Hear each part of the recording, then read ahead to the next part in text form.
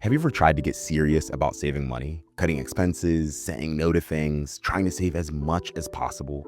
And then a few months later, you're completely burned out. Maybe you start overspending. Maybe you abandon the plan altogether. And suddenly, all that discipline disappears. See, what a lot of people don't realize is that save everything advice can actually backfire. Not because saving is bad, because saving is incredibly important, but when saving becomes too extreme, it can actually create the opposite result of what you want. My name's Obi, and I've been studying personal finance for over a decade. And one thing I've noticed is that the plans that work long term usually aren't the most extreme ones.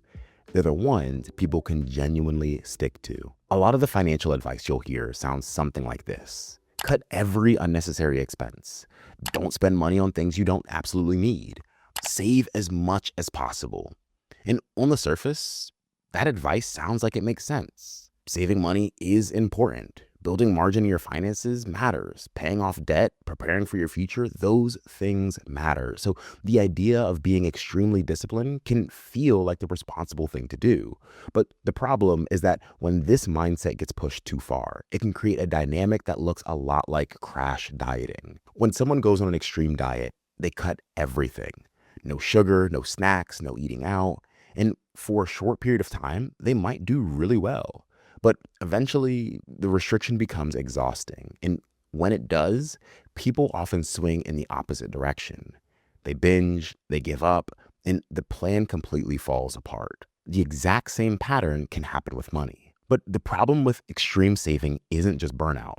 It can quietly cost you something else that's harder to measure. When saving becomes the only goal, it can start affecting the way you make decisions. You might start saying no to things automatically, even when they're actually meaningful. There have been seasons of my own life where I've experienced this. There were times when friends were planning trips together, and I had the money to go, but I chose not to because I wanted to save more.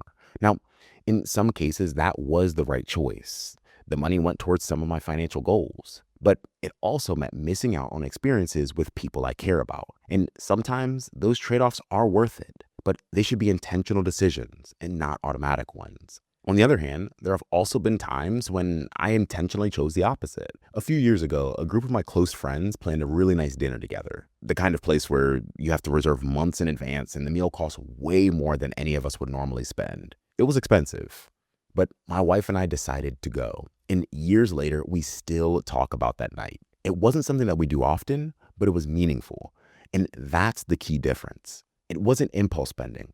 It was intentional spending. Extreme saving advice can treat every dollar spent as a failure, but a healthy financial plan recognizes that some spending is actually worth it. And this is where a lot of people misunderstand what good money management actually looks like, because the goal isn't to eliminate all spending. A big part of managing money well is becoming intentional with it. That means saving consistently. It means planning ahead. It means tracking where your money is going. But it also means recognizing that money has more than one purpose. Yes, more helps you build security, but it can also help you create meaningful experiences, invest in relationships, take care of your health, and be generous with other people.